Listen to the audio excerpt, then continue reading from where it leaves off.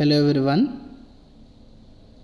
In paper 3, that is Physiology, Biochemistry and Immunology, we have already discussed about osmoregulation. So in this session, we are going to discuss about thermoregulation. So this subunit, it consists of the ectotherms, endotherms, heterotherms and temperature regulation in warm-blooded animals and cold-blooded animals, that is poikilotherms and homeotherms, and estivation and hibernation. So these are the topics which are covered under this thermoregulation. So in this session we are going to discuss about what do you mean by thermoregulation and what type of mechanisms does the organism adapt to overcome the thermoregulation. So thermoregulation, it is nothing but the maintaining constant body temperature. So now if you are running or if you are going for a trek, so what happens, our body temperature increases due to highest or the increased metabolic rate. So that time the sweat glands are stimulated to secrete sweat.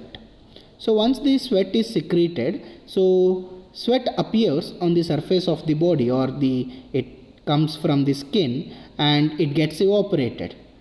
After evaporating or for evaporating, heat is taken from the body and body temperature automatically decreases. So this is how the thermoregulation takes place. So this is the picture that explains you. So a man who is going for a trek or he is walking, so that time due to the solar band radiation, what happens, the evaporation and high rate of respiration will be also there, that type, and perspiration where sweat is coming, and high metabolic rate because you are utilizing your maximum energy to climb. So that time the solar energy which is coming from the sun, so it helps in, or it mainly helps in evaporating or also helps in sweating, and the thermoregulation is done by thermoregulatory sensory organs, and due to that the sweat will come out and also our body temperature decreases. So this is how the thermoregulation takes place in humans and different types of animals. So coming to the definition, the thermoregulation, it is a process by which the body temperature of organism is regulated from the effective functioning of the body. So it is very important example for homeostasis. So now if you want to know about thermoregulation, you also need to know about homeostasis. So homeostasis is nothing but the temperature regulation, or it is also refers to maintenance of the constancy of the bodily state within the narrow limit of the dynamic equilibrium. So it applies where body temperature, body water, pH, ions, blood pressure. So this is how the homeostasis takes place. Let's see how the homeostasis happens in humans.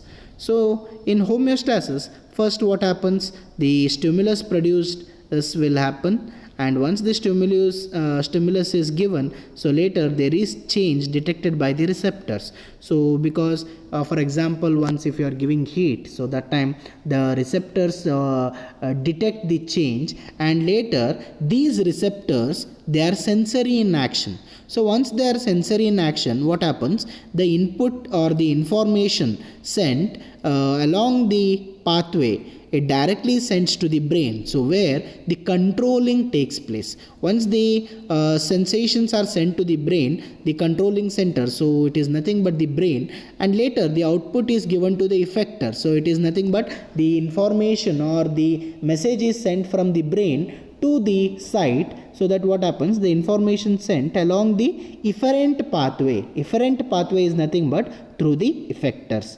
So you should know about the receptors and effectors, and later the response of the effector feedback to the influence of the magnitude of the stimulus and returns variable to the homeostasis. So here you need to know about how the signal is sent and how the signal is coming back to the same point, and it is controlled by the brain. So this is how homeostasis happens. There are two different pathways. One is negative feedback and positive feedback. So in negative feedback, what happens? The stimulus is gone, sensation and control effect, and again the stimulus is given same by the effector. But whereas in positive feedback, what happens? Once the body temperature is exceeding, the sensory nerves, these cells, which are ending in skin and brain, then what happens? The temperature regulation takes place inside the brain, and it is sent to the thermoregulatory sensory organs, and later sweat glands or sweat come through the sweat glands, and later the body temperature decreases. This is how the positive feedback and negative feedback mechanism takes place in the homeostasis. Coming to the classification of animal based on the thermoregulation. So as we have known, there are two different types of animals depending on the thermoregulation, that is poikilothermic animals or thermoconformers. These are also called as cold-blooded animals or ectothermic animals. And second, we are having homeothermic animals or thermoregulators. These are also called as warm-blooded animals and endothermic animals. For the examination point of view, this classification is very important for your exam. So these questions have been asked in your university examinations. So this is very important for your. So let's see what are the difference between cold-blooded animals and warm-blooded animals. That is poikilothermic animals. They are also called as thermoconformers. So in many animals, the body temperature changes according to the fluctuation of the environmental temperature. So now maximum, like even in humans, as the temperature changes in the environment, our health also needs time to adapt. So that what happens? The temperature changes, but there is very narrow change in us, but whereas in animals there is wide change, and when the environment is cold, their body also becomes cold. But this does not happen in humans. This only happens in the animals like lizards, reptiles or cold-blooded animals. So once the blood or the environment is cold and their body will be also cold, later then what happens? These animals are called as cold-blooded animals, and they can regulate their body temperature by the metabolism.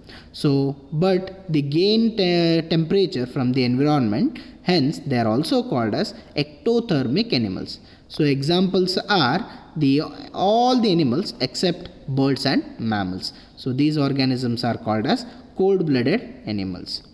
Second, we are having homeothermic animals or thermoregulators, or they are also called as warm-blooded animals. So here what happens? The body temperature remains constant if the environmental changes. So that is what it happens in humans. So these animals are called as homeothermic animals.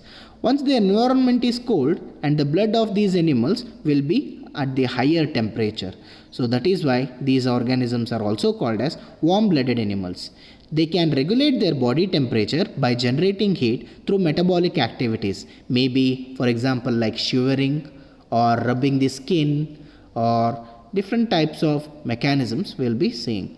So examples are birds and mammals. So remember, this is very important, difference between homeothermic animals and the poikilothermic animals. So this is a chart which explains you the difference between, but if they ask you for more marks, you need to explain it in detail. Next, we'll discuss about the endotherms and ectotherms. So here, the ectotherms. So ectotherms are the animals depending on the surrounding of the source of the body heat. So usually all animals except birds and mammals, like ectotherms. As I was explaining, this mainly comes under cold-blooded animals. So what are the features then? So the body temperature passively adjusts with the surrounding. So if the temperature decreases in the surrounding, their body temperature also decreases. If the temperature increases in the surrounding, their body temperature also increases. So due to that, they are having low rate of metabolic heat production.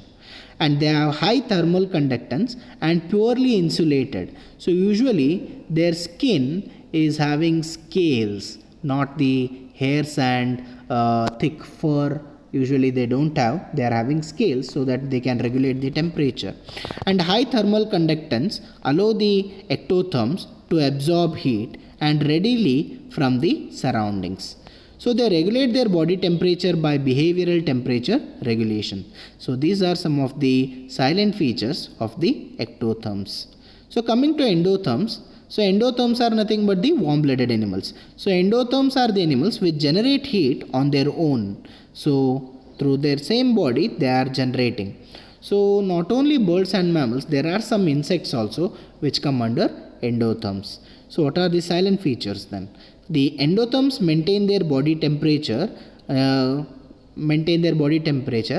if the environmental temperature changes or the climatic condition changes. They have high rate of metabolic heat production. The metabolic rate of endotherms at least is 5 times than the ectotherms. So they will be well insulated with feathers and fur, and they can regulate their body temperature through thermogenesis. So it is a type of mechanism to overcome the thermoregulation. Next, heterotherms. So heterotherms behaves both like ectotherms as well as endotherms. So like endotherms, they can generate or heat, and like ectotherms, they cannot maintain the body temperature within the narrow range. Here examples are the flying insects, pythons, echidna and camel. So heterotherms, they are of two types. One is temporal heterotherms and regional heterotherms. So temporal heterotherms are the animals maintaining varying temperature at the different times. For example, like flying insects raise their body temperature well above the surrounding temperature or the ambient temperature by muscular activities. So the best example is, you can see the butterfly, once they come out from the pupa, they flutter their wings so that they can generate the heat and also to activate their muscular energy. So the muscles will be activated. So that is what the first example tells. But whereas in second example, in the hot day, the camel absorbs heat and allow its body temperature to go very much higher. But at night, it allows its body temperature to drop at the several degrees below normal. So this is called in camel, that is temporal heterotherms. So these are the examples for the temporal heterotherms.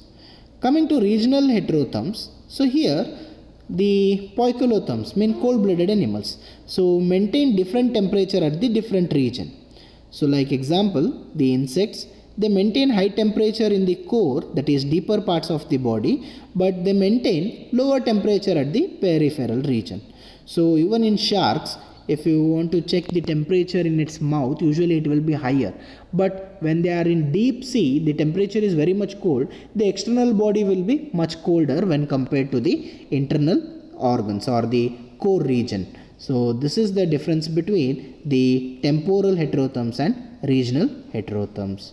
So in this session, we have discussed about what do you mean by thermoregulation and difference between poikilotherms and homeotherms, and different types of organisms like ectotherms, endotherms and heterotherms. So in this session, the two important questions they can ask you related to thermoregulation, that is the definition and difference between warm-blooded animals and cold-blooded animals, and what are the types of animals like ectotherms, endotherms and heterotherms. So that's all about this session. Thank you.